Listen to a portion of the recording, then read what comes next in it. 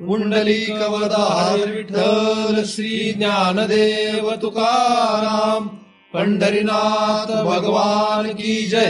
माऊली ज्ञानेश्वर महाराज की जय. जगद्गुरु तुकाराम महाराज की जय. सद्गुरुनाथ भगवान की जय. हरि ओम तत्सत.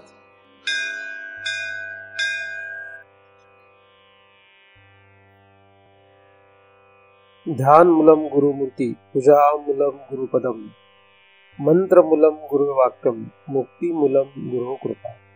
ब्रह्मेवाहम अहम ब्रह्म न चाहम ब्रह्मणा पृथक्.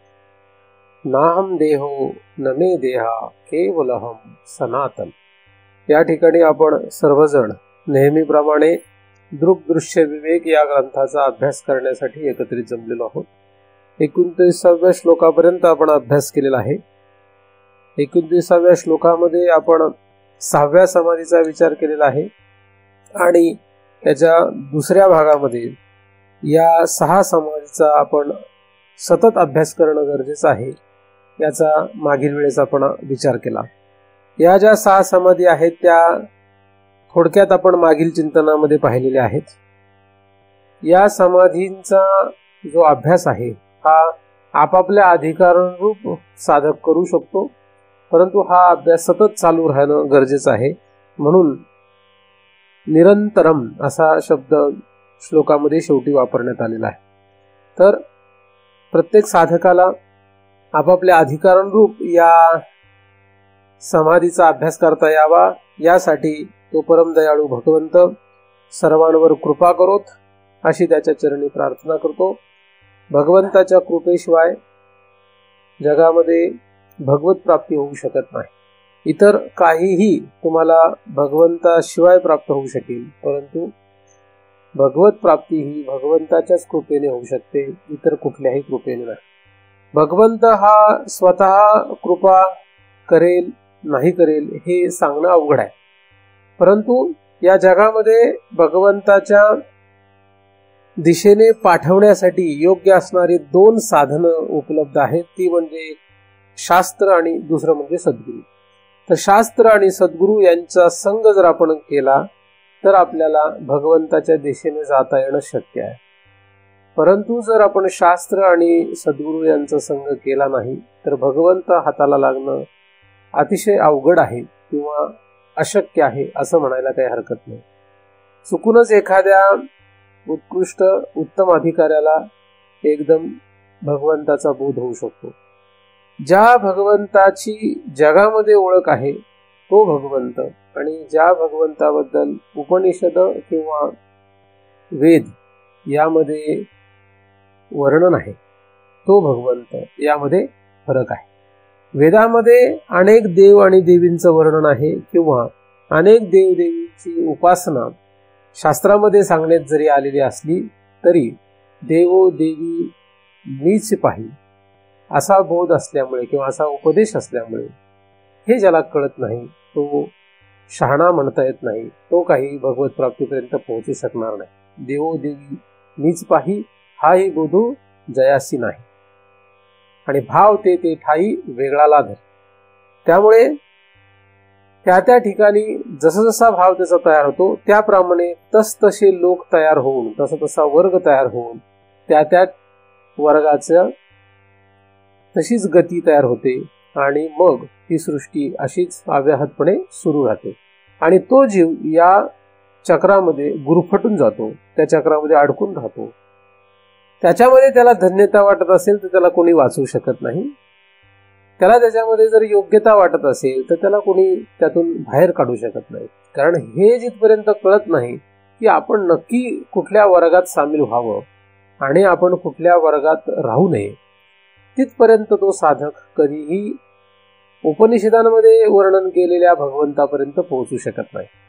तर सर्व चराचराला अधिष्ठान असलेला जो देव आहे तो आपल्याला प्राप्त व्हावा यासाठी आपल्याला या समाधींचा अभ्यास करणं गरजेचं आहे. तो सतत करणं गरजेचं आहे. ज्याप्रमाणे आईच्या हृदयामध्ये सतत लेकराविषयी जीवभाव असतो त्याप्रमाणे ज्या साधकाच्या हृदयामध्ये सतत सम आणि अधिष्ठान या रूपाने असणारा देव असतो, तो साधक याच जन्मामध्ये मुक्त होऊ शकेल किंवा याच जन्मामध्ये त्याला भगवत प्राप्ती होऊ शकेल. परंतु त्यासाठी आईचं जसं हृदय आहे त्याप्रमाणे त्या साधकाला हृदय करणं अपेक्षित आहे. या 29व्या श्लोकामध्ये सांगण्यात आलेल्या या 6 समाधीच्या सतत अभ्यासाच्या विषयानंतर आपण आज या ठिकाणी 30व्या श्लोकाकडे येणार आहोत. 30वा जो श्लोक आहे तो देहाभिमाने गलिते विज्ञाते परमात्मनी यत्र यत्र मनोयाती तत्र तत्र समाधया असा विषय आहे. समाधी हा विषय आपण पाहिलेला आहे आणि या श्लोकामध्ये पुन्हा एकदा समाधी हा शब्द शेवटच्या भागामध्ये शेवटचा शब्द आलेला आहे. दुसऱ्या चरणामध्ये हा शेवटचा शब्द पुन्हा आलेला आहे. समाधी म्हणजे काय याचा बऱ्याच महिन्यांपासून आपण विचार करीत आहोत. तो विचार तुम्ही पुन्हा पुन्हा घरी करत असाल अशी अपेक्षा आहे. म्हणजे तुमच्याकडे हा गृहपाठ आहे, तुम्ही तो गृहपाठ करीत आहात असं समजून हा पुढील अभ्यास आपण करणार आहोत. सरळ सरळ या श्लोकाचा अर्थ असा आहे की देहाभिमाने गलिते म्हणजे देहाचा अभिमान नष्ट झाल्यानंतर किंवा गळाल्यानंतर, देहाभिमाने गलिते देहाचा अभिमान गळाल्यानंतर, विज्ञाते परमात्म्याने परमात्म्याचं विज्ञान झाल्यानंतर 2 गोष्टी दिलेल्या आहेत. पहिल्या चरणामध्ये काय दिलेल्या आहेत? 2 गोष्टी. देहाचा अभिमान गळाल्यानंतर, परमात्म्याचं विज्ञान झाल्यानंतर, यत्र यत्र मनोयाती तत्र तत्र समाधया जेथे जेथे मन जाईल तेथे तेथे त्याची समाधी असते, असा सरळ सरळ त्या श्लोकाचा अर्थ आहे. ही अवस्था ही काही साधारण माणसाची अवस्था नाही. हा जो विषय आहे हा म्हणजे हे फल जे आहे हे फल मुक्त महापुरुषाचं वर्णन करणार आहे.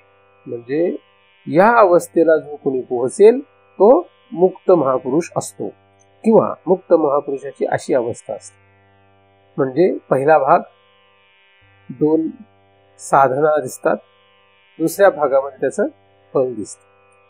मग ज्याला कोणाला या अवस्थेपर्यंत पोहोचायचं असेल त्यांनी पहिल्या 2 साधनांचा विचार करायला पाहिजे. त्या 2 साधनांच्या द्वारे तो या फलापर्यंत पोहोचू शकतो. म्हणजे जिथे जिथे मन जाईल तिथे तिथे त्याची समाधी, अशा फलापर्यंत त्याला पोहोचायचं आहे. पहिला भाग साधना असल्यामुळे पहिल्या भागाचा आपण विचार करणार आहोत आणि मग दुसऱ्या भागाचा आपण विचार करणार आहोत. तर पहिला जो भाग आहे तो आहे देहाभिमाने गलिते. देह अभिमान. आता देहाभिमान म्हणजे काय? देह म्हणजे काय? पहिली गोष्ट सगळ्यात महत्त्वाचा विषय काय? देह म्हणजे काय? देह म्हणजे साधारणपणे स्थूल देह. स्थूल देहाला आपण देह म्हणतो. तर देहाभिमान गळणे. आता देहाभिमान गळेल कसा? आणि देहाभिमान गळण्यासाठी आपल्याला काहीतरी करावं लागेल. तर देहाभिमान म्हणजे पहिलं लक्षात घेतलं पाहिजे देहाभिमान म्हणजे काय आणि मग तो कसा गाळायचा किंवा तो कसा नष्ट करायचा याचा आपण विचार करू शकतो. तर पहिल्यांदा देहाभिमान म्हणजे काय? देहाभिमान म्हणजे काय? देहाला मी समजले म्हणजे देहाभिमान. अभिमान म्हणजे काय? हा अवघड शब्द नाही, हा आपण व्यवहारामध्ये वापरतो. अभिमान म्हणजे काय? अभिमान हा चांगला शब्द आहे का वाईट शब्द आहे? चांगला शब्द आहे. मग देहाभिमान हा चांगला आहे का वाईट आहे? वाईट आहे. अभिमान म्हणजे काय? बरं, एखाद्या माणसाला अभिमान आहे असं आपण कशावरून म्हणतो? नाही, अभिमान हा पहिला चांगला आहे का वाईट आहे असं आपण थोडा विचार करायला काही हरकत नाही. कारण प्रत्येकाचे चेहरे पाहून असं मला लक्षात येत आहे की अभिमान हा शब्द काहीतरी दुसऱ्या कुठल्या तरी डिक्शनरी मधून आणलाय की काय, नाही की नाही? अभिमान हा शब्द काही ठिकाणी चांगल्या अर्थाने वापरण्यात येतो, काही ठिकाणी वाईट अर्थाने वापरण्यात येतो. व्यवहारामध्ये अभिमान हा शब्द काही ठिकाणी वाईट अर्थाने, काही ठिकाणी चांगल्या अर्थाने. फारच अभिमानी माणूस आहे असं म्हणतो. आणि मला अभिमान आहे माझ्या देशाचा असं म्हणतो. मला माझ्या देशाचा अभिमान आहे असं म्हणतो. माझ्या मुलांचा मला अभिमान आहे, माझ्या आई वडिलांचा मला अभिमान आहे असं आपण म्हणतो. त्यावेळेस तिथे चांगला भाव असतो. त्यावेळेस तिथे काही वाईट भाव आहे का? तिथे वाईट भाव नाही. पण एखाद्या माणसाला गर्व असतो आणि त्या गर्वाला आपण अभिमान म्हणतो, तो फारच अभिमानी माणूस, फारच अभिमान झाला त्याला असं आपण म्हणतो, तेव्हा तो शब्द काय वाईट अर्थाने, म्हणजे त्या अभिमान शब्दामध्ये गर्व जो आपल्याला माहित असलेला शब्द आहे तो लपलेला असतो, त्याला त्याच्या संपत्तीचा अभिमान आहे असं आपण म्हणतो.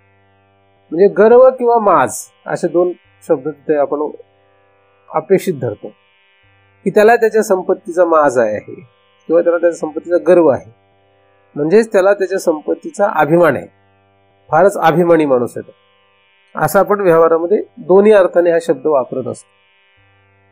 बरोबर आहे, असं आहे का नाही? तर अभिमान हा शब्द आपण व्यवहारामध्ये असा जो वापरतो, त्या अभिमान शब्दाचा अर्थ चांगला आणि वाईट अशा दोन्ही रीतीने घेण्यात येतो. चांगला कधी म्हणावं, वाईट कधी म्हणावं? जेव्हा त्या अभिमानाने काहीतरी वाईट होईल तर तो वाईट, कोणाचं पण, समोरच्याचं किंवा आपलं, तेव्हा तो वाईट आहे. आणि जेव्हा समोरच्याचं किंवा आपलं वाईट होणार नाही तेव्हा तो वाईट नाहीये, तो चांगला आहे. आपण असं म्हणतो मला देशाचा अभिमान आहे, असं म्हटल्यानंतर जे काय होईल ते चांगलं होईल का वाईट होईल? ते चांगलं होईल. त्याने काय होणार आहे? चांगलं होणार आहे, त्याने वाईट काय होणार नाही. देशाचा जर अभिमान असेल तर आपण देशासाठी काहीतरी करू, म्हणून तो देशाभिमान जो आहे हा वाईट म्हणता येत नाही, कारण त्याच्यातून काही अनेकांचं भलं होणार आहे. पण संपत्तीचा अभिमान आहे, आता संपत्तीचा अभिमान झाल्यानंतर कोणाचं चांगलं होणार आहे? म्हणजे एखाद्याला संपत्तीचा अभिमान असतो, आता हा शब्द चांगला म्हणावा का नाही चांगला म्हणता येत? कारण की त्या अभिमानामध्ये त्याचंही काही चांगलं होत नाही. संपत्तीचा अभिमान धरलेल्या कोणाचं चांगलं झालेलं आहे जगामध्ये? आपण तरी धरतो हा भाग निराळा, पण संपत्तीचा अभिमान धरल्याने जगात कोणाचं चांगलं झालेलं आहे? संपत्तीचा अभिमान ज्याच्यामध्ये येतो त्या कुठल्याही व्यक्तीचं आज तागाय जगामध्ये चांगलं झालेलं नाही. म्हणजे त्याचा तो अभिमान जो आहे तो त्याला काही दिवस भुलवतो, पण त्याची जेवढी माणुसकीची माणसं असतात किंवा जवळीकीचे किंवा योग्य अशी माणसं असतात ती सगळी तुटतात आपोआप. आणि मग ही चांगली माणसं जी आहेत ही त्याला म्हणतात त्याला संपत्तीचा माज आहे. म्हणजे संपत्तीचा जो तो अभिमान धरतो तो त्याने काहीही कारणाने धरलेला असू देत, त्या अभिमानापोटी त्याला चांगल्या माणसांना मुकावं लागतं. बरोबर आहे की नाही? चांगल्या माणसांपासून त्याला दूर जावं लागतं. आणि चांगली माणसं म्हणतात त्याला जाऊ दे, त्याला संपत्तीचा अभिमान आहे, आपण त्याच्या नादी लागायला नको. मग तो प्रत्येक क्षणाला त्याची संपत्ती दाखवण्याचा प्रयत्न करतो. मग तो संपत्तीच्या द्वारे काही करायचा प्रयत्न करतो, संपत्तीच्या द्वारे तो सगळ्यांना जिंकायचा प्रयत्न करतो. वास्तविक जगामध्ये आज तागायत कोणी संपत्तीच्या द्वारे जिंकू शकलेलं नाही कोणाला. जो काही जिंकल्याचा भाव आहे तो भ्रामक असतो, तो काही खरा नसतो. संपत्तीच्या द्वारे जगाला जिंकण्याचा भाव जो आहे तो काय, तो भ्रामक आहे, तो फसवा असतो. परंतु तरी सुद्धा काहींना असं वाटतं की संपत्ती आपल्याकडे असेल तरच आपल्याला लोक विचारतील, ज्याच्याकडे संपत्ती आहे त्यालाच लोक विचारतील, असं भ्रम तयार होतो. म्हणून लोक संपत्ती जास्तीत जास्त गोळा करून त्याचा अभिमान धरून बसतात. आणि जगात तशी परिस्थिती आहे की जास्तीत जास्त लोक संपत्तीच्या अभिमानामध्ये धन्यता मानत असल्यामुळे, यांचाच वर्ग मोठा असल्यामुळे ते एकमेकांना श्रेष्ठ समजतात. पण जो संपत्तीचा अभिमान खरा नाही हे समजतो तो अशा लोकांना अजिबातच किंमत देत नाही किंवा त्याला काही त्याचे कौतुक वाटत नाही. संपत्तीच्या अभिमानाचं कौतुक कोणाला वाटतं? उदाहरणार्थ यांना संपत्तीच्या अभिमानाचं कौतुक आहे, यांना पण संपत्तीच्या अभिमानाचं कौतुक आहे. मग यांच्याकडे जर जास्त पैसा असेल तर यांना वाटतं अरे काय मोठा माणूस. म्हणजे ज्याला त्या संपत्तीच्या अभिमानामध्ये धन्यता वाटते त्याच लोकांना फक्त एकमेकांमध्ये मी श्रेष्ठ मी कनिष्ठ असा भाव तयार होतो. आणि ते सुद्धा त्यांचं कायम टिकत नाही, कारण ज्याच्याकडे पैसा कमी असतो पण त्याला संपत्तीची इच्छा आहे, त्याला दुसऱ्याची संपत्ती पाहून कसतरी होतं, अस्वस्थता निर्माण होते. संपत्तीच्या अभिमानामध्ये जी लोक असतात त्यांना दुसऱ्याची संपत्ती पाहून अस्वस्थता तयार होते. त्याच्याकडे गाडी आहे तर त्याला असं वाटायला लागतं मी कधी गाडी घेईन. त्याच्याकडे मोठं घर असलं की त्याला वाटतं मी कधी घर घेईन. त्याच्या घरामध्ये चांगलं इंटेरियर डेकोरेशन केलेलं असेल तर त्याला असं वाटतं आपण कधी हे करू. त्याच्याकडे चांगला टीव्ही असेल तर त्याला असं वाटतं मी कधी टीव्ही घेईन. मग त्याने चांगल्या कंपनीचा घेतला तर मी अजून त्याच्यापेक्षा चांगल्या कंपनीचा कसं घेईन. त्याने छोटा घेतला तर मी अजून त्याच्यापेक्षा मोठा कसा घेईन. तर अशा रीतीने ही स्पर्धा संपत्तीच्या अभिमानामध्ये जगभर सुरू आहे. जास्तीत जास्त वर्ग याच्यामध्ये गुंतलेला आहे. म्हणून जगामध्ये संपत्ती अभिमान हा खरा आहे असं वाटायला लागलं. आणि कितीतरी लोक असे आहे की देशाभिमानासाठी म्हणजे देशासाठी संपत्तीचा विचार करत नाही. आणि कितीतरी लोक असे संपत्तीसाठी देशाचा विचार करत नाहीत. बरोबर का नाही. असे दोन्ही वर्ग आहेत. पण संपत्तीसाठी देशाचा विचार न करणारे यांची संख्या जास्त आहे आणि देशासाठी संपत्तीचा विचार न करणाऱ्यांची संख्या कमी आहे. हे फक्त मी व्यवहारातलं उदाहरण तुम्हाला सांगतो अभिमान हा शब्द समजून घेण्यासाठी. तर तुम्हाला कशाची किंमत आहे. तुम्हाला माणसाची किंमत आहे का संपत्तीची किंमत. तुम्हाला संपत्तीची किंमत वाटत असेल तर तुम्ही संपत्ती अभिमानामध्ये आहात. आणि जर तुम्हाला माणसाची किंमत वाटत असेल तर तुम्ही संपत्ती अभिमानामध्ये नाही. तर किंमत कशाची असते. किंमत कशाची करावी. देशाची करावी का माणसाची करावी का आईबापाची करावी का कशाची करावी. जसा हा संपत्तीचा अभिमान असतो आणि तो जसा त्याला स्वतःलाही दुःखाला कारण होतो. कारण की एकमेकांमध्ये द्वेष त्यामुळे तयार होतो. भांडणं तयार होतात. वाद तयार होतो. मग 1 फूट जागा सुद्धा इकडे तिकडे सरकायला त्रास होतो. हे सगळं कशामुळे वाटतं. हे संपत्ती अभिमानामुळे सगळा गोंधळ निर्माण होतो. जगात जेवढी भांडणं होतात त्यातली जास्तीत जास्त भांडणं या संपत्ती अभिमानातून झालेली. आणि हे प्रत्येक गावापासून तर देशापर्यंत सर्वत्र आहे. कुठपासून कुठपर्यंत आहे म्हणजे जगातले जास्तीत जास्त वर्ग हा संपत्ती अभिमानामध्ये गुंतलेला आहे. आणि मग सख्खा भाऊ जरी असला तरी त्यांचं जमत नाही. तरी त्यांच्यात वाद होतो. फक्त एकच कारण आहे त्याला काय संपत्ती अभिमान. संपत्ती हे कारण नाहीये. संपत्ती अभिमान हे कारण आहे. वाद कशामुळे आहे. संपत्ती अभिमान हे कारण आहे. आता तसं व्हायला कारण काय आहे. वास्तविक हे सख्खे भाऊ जरी असले तरी त्यांच्या ज्या बायका आहेत ह्या काय आहेत त्या सख्ख्या बहिणी नाही आहेत. ही एका दुसऱ्या संस्कारातून दुसऱ्या घरातून आली. ही तिसऱ्या घरातून कुठून तरी आली आणि मग तिलाही संपत्तीचा अभिमान आहे. दुसरीलाही संपत्तीचा अभिमान. मग ती त्यांच्या दोघांनाही शिकवते की संपत्ती पाहिजे आपल्याला. मग आपल्या पोराचं काय करायचं. आपल्या पोराचं कसं होणार. आपल्या पोरीचं कसं होणार. आपलं कसं होणार. असं काहीतरी खुळचट कल्पना करून हे लोक त्यांच्या नवऱ्यांना बिघडून टाकतात आणि मग हे दोघं वाद करतात आणि मग ह्याच्यामध्ये गोंधळ होतो. हे उदाहरणं अशा प्रकारची तुम्हाला घरोघरी कदाचित तुमच्याच घरी. कारण घरोघरी हा शब्द एकदम पुस्तकातला वाटतोय त्यामुळे कदाचित तुमच्याच घरी असेल असं म्हणायला काही हरकत नाही. तुम्ही ह्या जर असल्या फालतू कारणांमध्ये गुंतलेले असाल तर तुमच्यासाठी परमार्थ हा विषय नाहीये. तुम्ही विनाकारण इथे गर्दी करताय नाही का. जरा गर्दी कमी असते तर बसायलाही कसं बरं वाटलं असतं. शांत वाटलं असतं. गर्दी वाढली म्हणजे काय होतं विनाकारण कोंदटपणा तयार होतो है ना. त्यापेक्षा गर्दी कमी असलेली बरी. तर संपत्ती अभिमान हा सांडोवा कुरवंडी करुणी असं ज्ञानदेवांनी लिहिलेलं आहे. माहिती का नाही. असं लिहिलंय का नाही. कुठं कुठली तुम्ही हवा काही लक्षात ठेवत नाहीत असल्या. संपत्ती अभिमान हा सांडावा कुरवंडी करुणी असं लिहिलेलं आहे. पण आपण ते वाचत नाही. आपल्याला दिसत पण नाही. दिसतच नाही. वाचणं परला आमची वेळ. तुम्ही वाचली ज्ञानेश्वरी किती वेळा पारायण केलं मला माहित नाही. पण तुम्हाला ह्या ओव्यात दिसणारच नाहीत. का. संपत्ती मधू असा ज्ञानदेवांनी शब्द पण वापरलेला आहे. संपत्ती मधू हा सुद्धा शब्द वापरलेला आहे. संपत्ती मध म्हणजे संपत्ती अभिमान. हे तर मी फक्त दृष्टांत म्हणून सांगतोय. हा काही आपला विषय नाहीये. फक्त अभिमान शब्द कळावा म्हणून आपण त्याचा विचार करीत आहोत. तर जसं संपत्तीचा अभिमान असतो हा जगामध्ये सगळ्यात जास्त भयानक आहे. सगळ्यात जास्त भयानक काय आहे. संपत्ती अभिमान हा सगळ्यात भयानक आहे. आणि तो त्याने अख्ख्या जगावर गारुड घातलेला आहे. काय गारुड आहे. हे काय फसवणूक आहे. संपत्ती अभिमान हे फसवणूक आहे.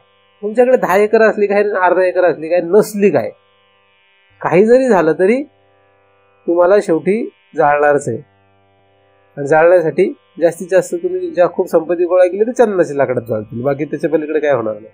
शेवटी चंदनाच्या लाकडात जाळले काय लिंबाच्या लाकडात जाळले काय तरी राखच होणार आहे नाही का. त्यामुळे त्याने जास्त काही फरक नाही पडणार आहे. हे सगळ्यांना माहित आहे. हे काय मी नवीन सांगतोय का काही, हे माहीत सगळ्यांना आहे. पण तरी सुद्धा भ्रम जो असतो तो फार भयानक असतो. म्हणजे महाराज काही नवीन सांगतात असं काही नाहीये. महाराज लोकांचं खरं काही कामच नाही नवीन सांगणं. ते जुनच गोष्ट फक्त उघडत राहतात. आपण म्हणतो चालू तुझं, आपल्यालाही काही त्याने काही फरक पडत नाही. आपल्यालाही गंमत वाटते, महाराजांनाही गंमत वाटते, दोघंही मजा करतात, आपापल्या आयुष्यामध्ये जगत राहतात. तर संपत्तीचा अभिमान जो आहे हा आपल्याला कुठल्याही प्रकारचा फायदा करू देत नाही. कुठल्याच प्रकारचा फायदा नाहीये संपत्ती अभिमानामध्ये. म्हणून सगळ्यात पहिल्यांदा हे सोडावं लागतं. संपत्ती अभिमान हा सर्वात भयानक असल्यामुळे तुम्हाला मी उदाहरणात तो सांगतोय. म्हणून तुमच्याकडे किती संपत्ती आहे, संपत्ती म्हणजे फक्त पैसे नव्हे, संपत्ती वेगवेगळ्या प्रकारची असते. संपत्ती अभिमान हा जो आहे तो शब्द काय, संपत्ती ही एकच प्रकारची असते काय, पैसे हा संपत्तीचा एक भाग आहे आणि त्याच्यामध्ये जास्तीत जास्त वर्ग गुंतलेला आहे. पण संपत्तीमध्ये अजूनही येतं काय काय येतं, संपत्तीमध्ये काय काय येतं, बायको ही काय संपत्ती. मग काही काही बायको या संपत्तीमध्ये इतके गुंतून जातात, गुरफटून जातात की त्याला आई बापाशी दावी निदारपण असं लिहिलेलं. किती किती किती गुंतून जातात ते, आई बापाशी दावी निदारपण. बायको या संपत्तीच्या नादी लागून तो इतका बिघडतो, इतका वेगळ्याच वळणाला जातो की त्याला कळतच नाही की नक्की काय करावं. संसारामध्ये जगताना सुद्धा कशाला आपण किंमत द्यावी, कशाला देऊ नये, कशाची मर्यादा पाळावी, कशाची मर्यादा पाळू नये हे लक्षात येत नाही. लक्षात. तर जसं पैसा या संपत्तीमुळे भावाभावाचा वाद होतो, तसं बायको या संपत्तीमुळे सुद्धा भावाभावांचा वाद होतो. वास्तविक भावाभावांचे वाद व्हायला पैसा हे कारण नसतं, कारण लहानपणापासून ते दोघं एकाच पैशामध्ये जगले जातात. ती बायकोची नावाची संपत्ती ती दोघांमध्ये वाद निर्माण करते.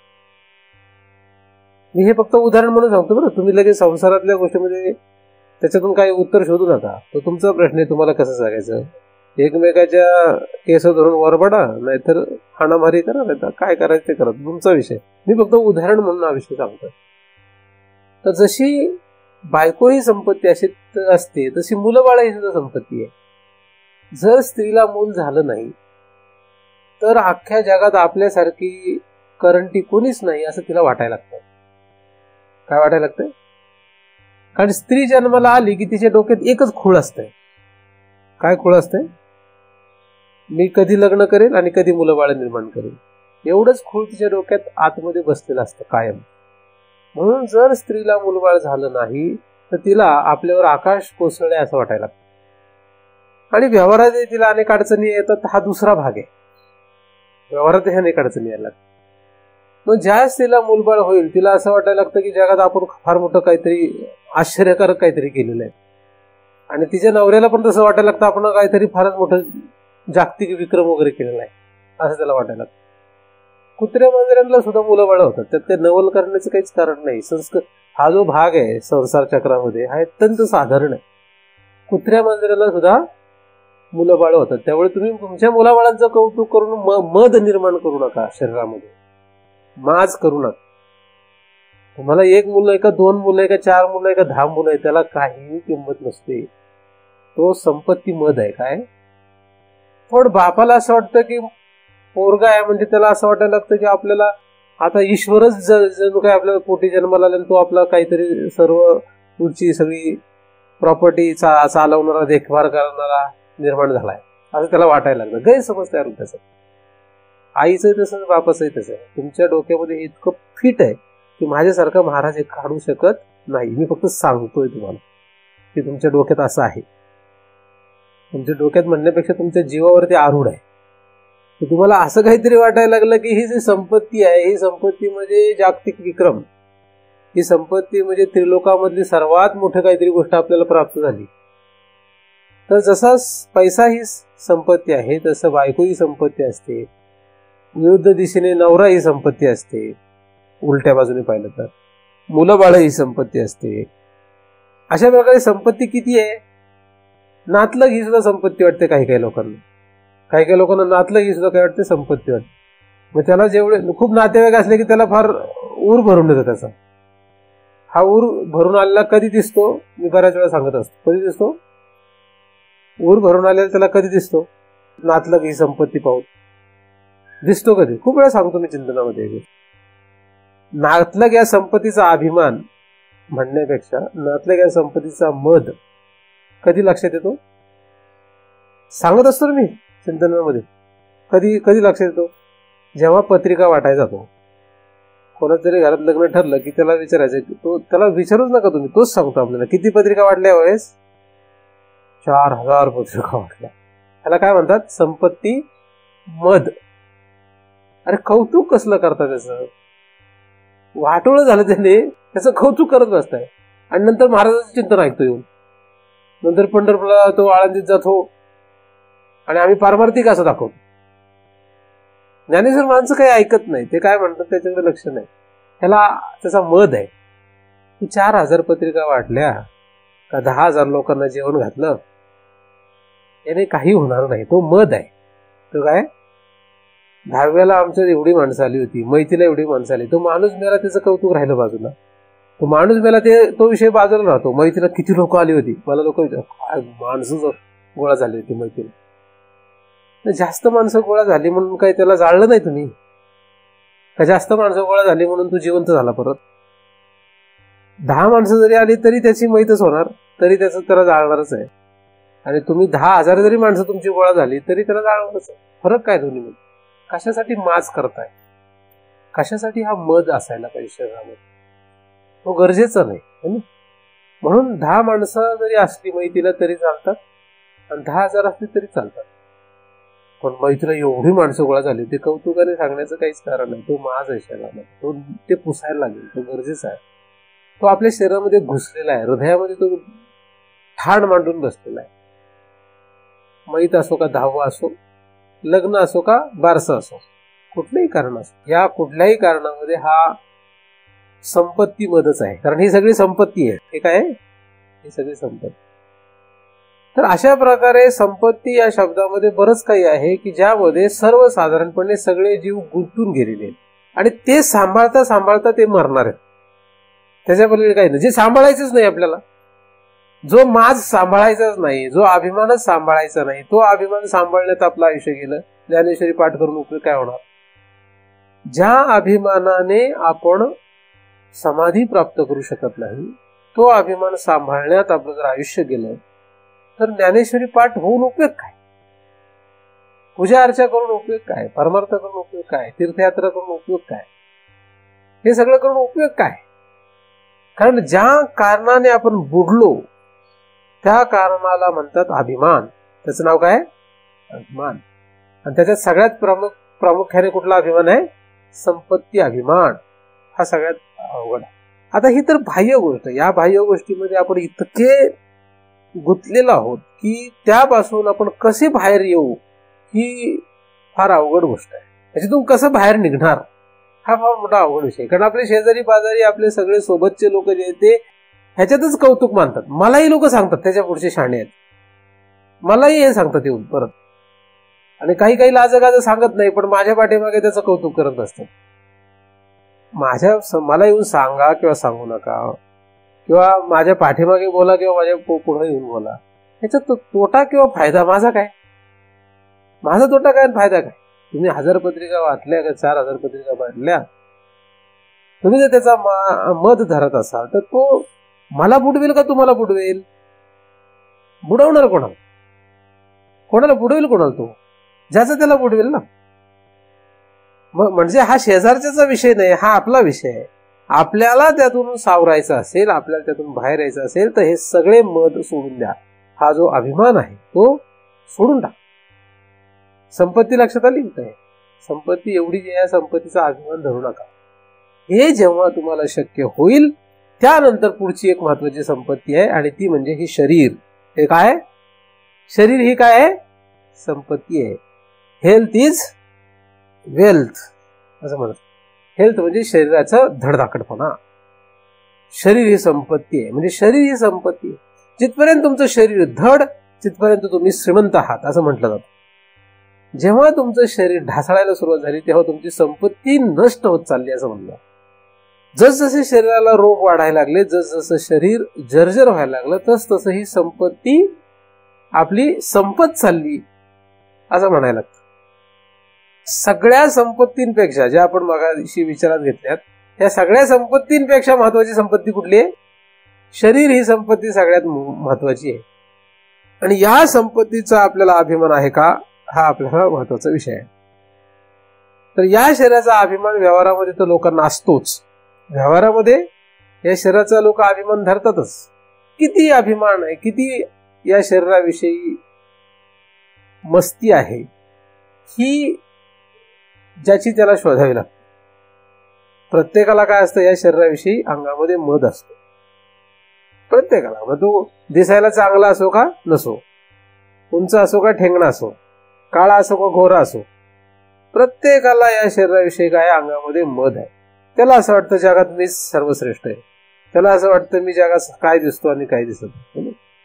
त्याला स्वतःविषयी जितकं कौतुक वाटतं तितकं जगामध्ये कोणाच विषयी वाटत नाही.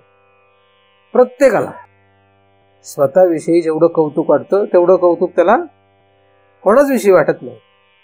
म्हणजे स्वतःविषयी त्याला जेवढा अभिमान आहे तेवढा कशाविषयी जगात नसतो. स्वतःविषयी म्हणजे या शरीराविषयी आता आपण विचार करतोय. तर शरीर ही जी संपत्ती आहे, ही संपत्ती आपल्याला मद ठरावी का? कारण संपत्ती जी असते ती अभिमान ठरावी का? तर अभिमान मग कुठल्या प्रकारचा ठरावा? मगाशी विचार केल्याप्रमाणे जर त्यापासून आपला तोटा होणार असेल, जर त्याच्यापासून आपल्याला काहीतरी नुकसान होणार असेल किंवा इतरांना काहीतरी नुकसान होणार असेल तर तो अभिमान म्हणजे मद आहे. नाहीतर तो चांगला पण असू शकतो.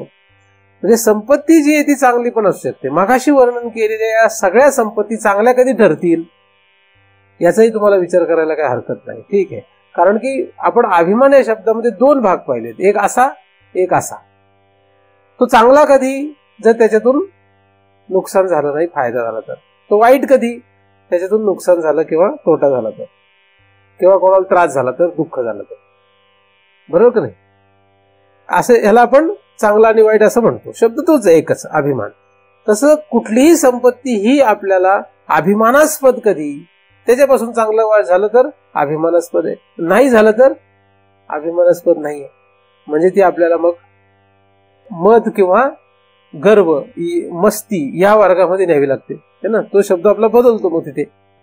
तर शरीर ही जी संपत्ती आहे ही चांगलं कधी, किंवा या शरीराव्यतिरिक्त आपण जे काही संपत्तीचा विचार केला त्या संपत्ती चांगल्या कधी आहे? बायको चांगली कधी? बायको नावाची संपत्ती, बायको चांगली कधी? बायकोच्या आधी आपण दुसरी कुठली पाहिली संपत्ती?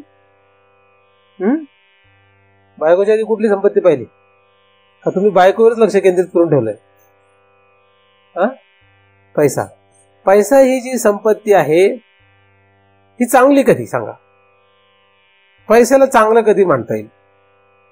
चांगलं कधी म्हणजे संपत्ती अभिमान, त्या संपत्तीचा जर अभिमान चांगला कधी, शोभेल कधी, तो चांगला कधी म्हणता येईल? जास्त असले तर चांगला, तो व्यवहाराचा भाग झाला. व्यवहारामध्ये लोकांना असं वाटतं जास्त असेल तर चांगलं, म्हणून सगळे लोक पैशाच्या पाठीमागे लागले आणि डुबले. आपल्याला संपत्तीला म्हणजे पैशाला चांगलं कधी म्हणता येईल म्हणजे काय? ते तर झालंच आपला विचार. मग कधी मत निर्माण झालं नाही असं म्हणता येईल? म्हणजे संपत्ती चांगली कधी ठरेल? व्यावहारिक दृष्ट्या पण विचार करू शकतो आपण, पारमार्थिक दृष्ट्या पण विचार करू शकतो.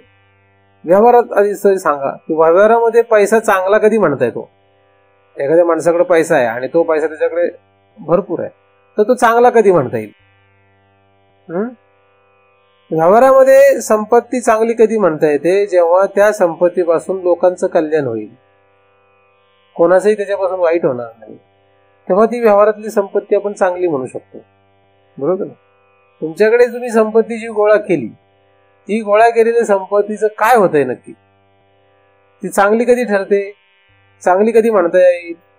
जर त्या संपत्तीपासून कोणाचं तरी काहीतरी भलं झालं, तुमच्याकडे ₹1,00,000 पण त्या ₹1,00,000 तुम्ही मेले तरी काही उपयोग नाही त्याचा, असं झालं तर त्याला काय म्हणत, त्याचा उपयोग काय? मग तुम्ही संपत्ती आहे, तुम्ही ऐश्वर्यामध्ये मजा करण्यामध्ये संपत्ती उद्ध्वस्त करून टाकली, उधळली सोप्या भाषेत, त्याचा उपयोग काय? त्याचा उपयोग काय? तुमच्याकडे भरपूर अन्न आहे आणि ते अन्न खराब होऊन वाया गेलं, फेकून द्यावं लागलं, त्याचा उपयोग काय? तो मध तयार झालाय ना. पण तेच अन्न, तुमच्याकडे अन्न आहे, तुमच्याकडे जास्त अन्न आहे, तुम्ही तेच गरीबाला दिलं तर, भुकेलेला दिलं तर काय होईल? तो मध नाही होत त्यात तयार. पण तुम्ही समजा तुमचं अन्न वाया गेलं, खराब झालं, तुम्ही फेकून दिलं, तर तो अन्नातून काय तयार झाला? मध तयार झाला. तसं संपत्ती जी संपत्ती इतरांच्या कामाला येत नाही, जी फक्त तुमच्या ऐश्वर्यासाठीच उपयोगाला येते, त्या संपत्तीचा व्यवहारामध्ये काय उपयोग? एखादा किती श्रीमंत असला, गावची सगळी संपत्ती एका साईडला आणि त्याची एक संपत्ती एका साईडला, असं जरी तो श्रीमंत असला, पण त्याची संपत्ती जर गावाच्याच काही कामाला येत नाही, त्याचा उपयोग काय? गावचा पाटील आहे, त्याच्याकडे संपत्ती भरपूर आहे, पण त्याच्या संपत्तीचा कुठलाच भाग गावच्या गोरगरिबांच्या कोणाच्याच उपयोगाला येत नाही. त्या संपत्तीचा उपयोग काय? त्याचा संपत्ती अभिमान जरी असला तरी तो त्याचा मध आहे, नाही का? गावची संपत्ती इतकी संपत्ती असणारा पाटील असेल, पण त्याची संपत्ती जर गावाच्या कोणाच्या कामाला येत असेल तर ती त्याला मध म्हणता येणार नाही. मग ती खरी चांगली संपत्ती म्हणता येईल, बरोबर का? ती उपयोगाला आली म्हणता येईल. तसं तुमच्या संपत्तीचा उपयोग तुम्ही काहीतरी चांगला व्यवहारात करू शकले, गोरगरिबांना मदत करण्यासाठी म्हणा किंवा कुठल्याही कारणासाठी, ते कारण काही असू शकतं, पण जर ती उपयोगाला आली आणि त्याच्यातून तुम्हाला अभिमान आला नाही तर ते चांगलं आहे. हे व्यवहारातला भाग. तसं परमार्थामध्ये जर तुमची ती संपत्ती म्हणजे तो पैसा जो आहे, तो पैसा जर तुमचा अनर्थ घडू देणार नसेल, तुम्हाला अनर्थाकडे घेऊन जाणार नसेल, तर तो उपयोगाचा आहे. आणि परमार्थी दृष्ट्या जर पैशाचा विचार करायचा झाला तर पैसा हा दान केल्यानेच अनर्थ टळतो. अनर्थ टाळण्यासाठी कारण काय? तो पैसा दान करून टाकावा. म्हणजे दान जितकं करतो तितका त्याचा अनर्थ टळतो. संपत्ती अभिमान हा पारमार्थिक विचार आहे. दान केल्याने, पैसा दान केल्याने काय होतो? अनर्थ टळतो. पारमार्थिक विचार आहे. तसंच कुठलीही संपत्ती जी आहे, ही संपत्ती आपल्याला एकतर दुःखकारक होऊ शकते किंवा सुखकारक होऊ शकते. सुखकारक किंवा दुःखकारक याही पेक्षा महत्वाचा शब्द, एखादी संपत्ती आपल्याला फक्त अभिमानास्पद चांगली असू शकते किंवा वाईट असू शकते. अमेरिकेकडे बहुत पैसा आहे, भरपूर पैसा आहे त्यांच्याकडे, पण गोरगरीब देशांवर अधिकार गाजवण्यासाठी, त्यांना परेशान करण्यासाठी जर तो पैसा तो वापरत असेल तर तो काय झाला? मध झाला. बरोबर का? गावामध्ये एक चांगला श्रीमंत मनुष्य आणि एक वाईट श्रीमंत मनुष्य, असे दोन मनुष्य साधारणपणे असतात, आपण पाहतो. त्यातला चांगला जो मनुष्य असतो त्याची संपत्ती तो गोरगरिबांमध्ये वापरतो, आणि जो विचित्र वर्गातला संपत्तीवान असतो तो गोरगरिबांची संपत्ती लुटून स्वतःचे खजिना भरतो. असे उदाहरण आपण पाहतो, आहे की नाही? प्रत्यक्षात जरी आपल्याला माहित नसले तरी तुम्ही पिक्चर मध्ये वगैरे बघत असाल, एक श्रीमंत असतो चांगला आणि एक श्रीमंत असतो, एक व्हिलन आणि एक हिरो, आणि दोघे असतात का नाही? तर हे पिक्चर मध्ये समाजामधलं जे तेच दाखवतात. त्यामुळे संपत्ती जी आहे, ही संपत्ती तुम्हाला अनर्थाकडे घेऊन जात असते. तर अनर्थ टाळायचा असेल तर त्या संपत्तीचा तसा उपयोग करावा लागतो. मग पैशाचा उपयोग काय करावा, पत्नी किंवा पतीचा उपयोग काय करावा, मुलाबाळांचा उपयोग काय करावा, त्या सगळ्यांचा उपयोग काय करावा हे कळणं फार अवघड आहे. असं करत करत या शरीरापर्यंत आल्यानंतर या शरीराचा उपयोग काय करावा हे कळणं अजून अवघड आहे. तर शरीराचा उपयोग काय करावा? शरीर ही संपत्ती आहे, ही संपत्ती नष्ट होत जाते. ही काय होते? शरीर ही संपत्ती नष्ट होत जाते, हे ठाम आहे, हे नक्की आहे. तसंच तुम्ही ज्या ज्या संपत्तीमध्ये गुंतून आहात त्या सगळ्या संपत्ती तुमच्यासाठी नष्ट होणार आहे. जसं तुम्ही मृत्यूकडे जाताय, मृत्यूकडे जाणाऱ्या प्रत्येक जीवासाठी ह्या सगळ्या संपत्ती काय होत चालल्यात?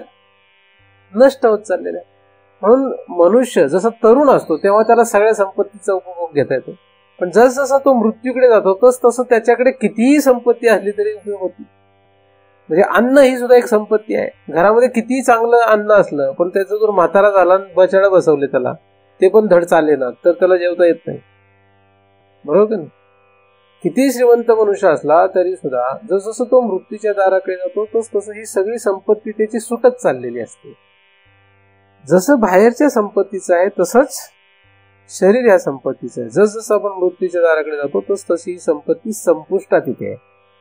त्यामुळे याचा अभिमान धरण्याचं कारण काय? त्यामुळे त्याचा अहंकार धरण्याचं कारण काय? हे काय होतंय, ही नष्ट होत चालली संपत्ती, ही संपत चाललेली आहे. मग जी संपत्ती संपत चालली तिचा काहीतरी उपयोग करता आला पाहिजे चांगल्या कामाला. म्हणून जिथपर्यंत पाय त्याचे चालू आहेत तिथपर्यंत त्याने सर्व तीर्थयात्रा करून टाकाव्यात असं ज्ञानदेव महाराज म्हणतात.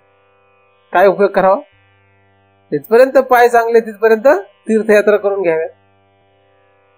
जिथपर्यंत हात चांगले तिथपर्यंत दान करून टाकावं. अशा प्रकारे ज्ञानदेवांनी सगळं सांगून ठेवलं की तुम्ही काय करणं अपेक्षित. तर जिथपर्यंत शरीर चांगलं आहे, जिथपर्यंत कान धड आहे तिथपर्यंत ऐकून घ्यावं. अशा प्रकारे जिथपर्यंत आपली ही संपत्ती आपल्याकडे राहते हे लक्षात येतं, तिथपर्यंत त्याने त्या संपत्तीचा योग्य उपयोग करता येणं शक्य आहे. म्हणून हे शरीर जे आहे, हे शरीर ही एक संपत्ती आहे. ही संपत्ती नष्ट होणारी आहे, म्हणून तिचा अभिमान धरण्याचं काही कारण नाही. उलट ती आहे ती संपत्तीचा कसा उपयोग आपल्याला करता येईल हा विचार आपण करू शकतो.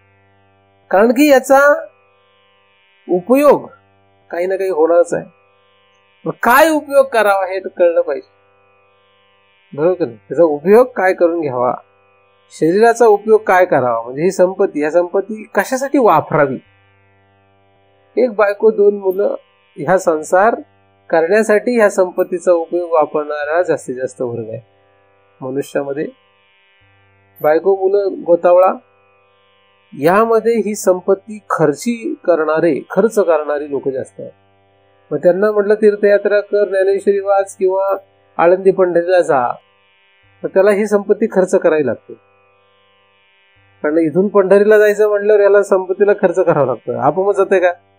झीज होते ना याची. त्यामुळे जास्तीत जास्त लोक या कारणासाठी हे वापरतील असं नाही. पण त्याला तेच म्हटलं तू लग्नाला चल तर लगेच लग्नाला जातो. गोताळ्यात गुरफुटून राहतो याला घेऊन. अशा प्रकारे ह्या संपत्तीचा उपयोग काय करावा हे कळणं अवघड आहे. पण जो कोणी या संपत्तीचा उपयोग योग्य दिशेने करू शकतो त्याचं काय होणार आहे, आपोआप त्या संपत्तीचा अभिमान त्याचा गळत जातो. हळूहळू तो काय होतो, कमी होत जातो. काय होतं त्याचा अभिमान? तुम्ही जसं तुमची पैसा दुसऱ्यांना दान करत जाल तस तसा पैशाचा अभिमान गळत जाईल. आपोआप गळतो, त्याला काही प्रयत्न करायला लागला. तुम्ही पैसे दान करायला सुरुवात केली की पैशाचा अभिमान गळत जातो, तो राहत नाही. हळूहळू होतं, एकदमच होईल असं. पण पैसे दान करणं ही एवढी भूमिका लगेच येत नाही. पैसे म्हणजे एक संपत्ती आहे. अशी कुठली संपत्ती आपण जेव्हा दान करायची असते तेव्हा एवढं सोपं नसतं. कारण त्याच्यामध्ये आपला अभिमान असतो. त्याच्यामध्ये काय असतं आपलं, तुमच्याकडे जेवढ्या संपत्ती आहे त्यातले तुम्ही काय काय दान करू शकता ते बघा. जेवढं तुम्ही दान करू शकाल तेवढं तुमचा अभिमान गळून जाईल. त्या संपत्तीवरचा अभिमान तुमचा गळून जाईल. तसं हे शरीर जे आहे हे शरीर सुद्धा दान करता आलं पाहिजे. कोणाला दान करावं, कुठे दान करावं, त्यासाठी योग्य पात्र पाहिजे. सत्पात्रामध्ये दान करायला पाहिजे. शरीर जे आहे या शरीराचा उपयोग फक्त भगवंतासाठी करावा असं वाटलं तर तो सर्वश्रेष्ठ झाला. भगवत गुणगान गाण्यामध्ये, भगवत चिंतन करण्यामध्ये हे शरीर उपयोगाला यावं असं जर त्याला वाटलं तर तो श्रेष्ठ आहे. त्याच्यामधून आपोआप काय होईल, त्याचा त्या देहाचा अभिमान जो आहे तो गळत जाईल. तर देह अभिमान जो आहे हा देह अभिमान लवकर येत नाही. आधी तो देहाच्या बाहेरच्या असलेल्या कशाच्या तरी मध्ये म्हणजे कुठल्या तरी संपत्तीमध्ये तो गुंतून राहतो आणि तोच अभिमान सोडता त्याला मृत्यूला सामोरं जावं लागतं. म्हणजे देहरूपी संपत्तीपर्यंत तो पोहोचतच नाही. त्याचा वापर योग्य करणं, योग्य तऱ्हेने त्याचा वापर करणं इथपर्यंत तो पोहोचतच नाही. कशाचा वापर? या शरीराचा वापर योग्य करेपर्यंत त्याची मजल जात नाही. तुमच्या मुलाचा तुम्हाला अभिमान कधी असावा? तुम्हाला तुमच्या मुलाचा अभिमान कधी वाटतो सांगा, कधी वाटतो? व्यवहारामध्ये, व्यावहारिक दृष्टांत बघितला तर तुमच्या मुलाचा अभिमान तुम्हाला कधी वाटेल? जास्तीत जास्त वर्ग कधी वाटतो? तो नोकरीला लागला काय होतं, अभिमान वाटतो. त्याने लग्न केलं की अभिमान वाटतो. मुलं बाळ निर्माण केली की मग अभिमान वाटतो का नाही? त्याने पैसा कमवला की अभिमान वाटतो. तर अशा प्रकारे जे बाकीचं जगामध्ये आहे तेच केल्यानंतर तुम्हालाही त्याचा अभिमान वाटतो मुलाचा. त्याच्याऐवजी त्याने हेच काहीच नाही केलं, समजा त्याला नोकरीच लागली नाही, तो नोकरीला गेला नाही, आणि त्याच्याऐवजी तो देशभक्त झाला, तो समजा देशभक्त झाला, मग कामच नाही काही. देशभक्ताला काही काम असते, काही काम. देशभक्त झाला तर तुम्हाला चांगलं वाटेल काय? तो आला आणि तुम्हाला सांगितलं मी देशासाठी काम करतोय असं म्हटलं तर तो म्हणेल की काय खुळचट कल्पना आहे. पगार काय? पगार काहीच नाही. मग देशाच्या भल्यासाठी समजा जर त्याने लग्न पण नाही केलं, आता मुलं बाळ पण नाही, मग तुमच्या सगळ्या संपत्तीचं काय झालं? वाटलं झालं. मग तुम्हाला अशा मुलावर अभिमान वाटेल का? वाटेल का नाही वाटेल? अशा मुलावर कोणालाही अभिमान वाटेलणार नाही. किंवा एखादा संन्यासी झाला तर तुम्ही परमार्थ करताय, पण तरी सुद्धा तुमचा मुलगा जर हे सगळं सोडून परमार्थ करायला गेला तर तुम्हाला सुद्धा कस तरी व्हायला होईल. तुम्ही म्हणाल ठीक आहे, आपण महाराज म्हणतात म्हणून करतोय आपण, हे ठीक आहे, आपल्या मुलाबाळांनी काय हे करू नये. आपल्या मुलाबाळांचे लग्न झालं पाहिजे, त्यांना मुलं बाळ झाली पाहिजेत, हे सगळं गाडा चालला पाहिजे, अशी कल्पना आहे आपल्या, आणि आपण परमार्थ करतो. अभिमान आपल्याला कधी वाटतो? व्यावहारिक दृष्टांत आहे हा, हे काही पारमार्थिक उदाहरण नाहीये. व्यवहारामध्ये आपल्याला ह्याच्यात धन्यता वाटते. म्हणजे तुम्हाला जेव्हापासून कळायला लागलं तेव्हापासून तरी तुमच्या मुलाला तुम्ही हे शिकवायला लागले का? मुलीला शिकवायला लागले का की बाबा हे सगळं सोड, ह्याच्यामध्ये काही राम नाही, भगवंतामध्ये राम आहे, भगवंतामध्ये धन्यता आहे, हे तुम्ही मुलाला शिकवताय का? उलट मुलगाच तुम्हाला शिकवतो, तुम्हाला अक्कल नाही, तुम्ही शांत राहा, महाराज सांगते त्याचं तुमचं तिकडे बघा, बघ इकडे आमच्याकडे काय घेऊ नका, असं तुम्हाला शिकवत असतील ते ना? शिकवतात का नाही? सगळ्यांकडेच असं असेल असं नाही, काहींचं प्रमाण कमी अधिक असेल. त्यांनी काहीतरी केलं तर तुम्हाला ते बळजबरीने करायला लावतील, पण तुम्ही त्यांना बळजबरीच करू शकत. तुम्ही त्यांना म्हणू शकत नाही की चला तू चिंतन ऐक, तू ज्ञानेश्वरी वाच, तू परमार्थ कर, असं तुम्ही त्याला बळजबरी करूच शकत नाही. संपत्ती कोणाची ती? असं तुमचा समज आहे. जी संपत्ती तुमच्या उपयोगाला येत नाही ती तुमची कशी? जी संपत्ती तुमच्या उपयोगाची नाही ती संपत्ती तुमची कशी? हे कसं झालं? माझा मामा खूप श्रीमंत आहे, पण मामा तुम्हाला अजिबात विचारत नाही, मामाचा 1 रुपया तुम्हाला मिळत नाही, मग मामा तुमचा श्रीमंत असून उपयोग काय? म्हणजे मामा एक उदाहरण सांगितलं, तुमचे मामा तुम्हाला देत असतील तो भाग निराळा, पण एक उदाहरण म्हणून आपण पाहू शकतो नाही का? म्हणजे जी संपत्ती आपल्या उपयोगाची नाही ती आपली असूनही आपल्याला खरा उपयोग काय असतो त्याचा? काही नसतो. व्यवहारामध्ये तुम्हाला संपत्ती काय वाटते? तुम्हाला भगवंत ही जर संपत्ती खरी वाटत असेल, भगवंत हे काय संपत्ती वाटत असेल, किंवा भगवंतच खरी संपत्ती आहे असं तुम्हाला लक्षात आलं, येत नाही तसं लगत, ते फार अवघड आहे. असं जर लक्षात आलं की भगवंतच खरी संपत्ती आहे, तर तुम्ही तुमच्या मुलाबाळालाही सांगाल का नाही? ते काय सांगणार? उलट तुम्ही असं म्हणता नाही त्याला काही कळत नाही, तुमचं लहान आहे. लहान कुठला? 2 पोरं निर्माण झाली त्याला, लहान कुठला आलाय? लवकर लग्न केलं असेल तर 8-10 पोरं निर्माण झाली असतील. अशी मुलं मुली आहेत आणि तरी अजून लहान कुठले आलेत? तुम्हाला जर कळलं असेल की भगवंतच ही संपत्ती आहे, तर तुम्ही ज्याला ज्याला संपत्ती समजताय ती संपत्ती या मार्गाला का लावू शकत नाही? याचा अर्थ ती संपत्ती आपली नाहीये, तुम्ही भ्रमात आहात. तो तरी भ्रम सोडला पाहिजे का नाही? जी संपत्ती आपली असते ती आपल्या उपयोगाला आली पाहिजे ना.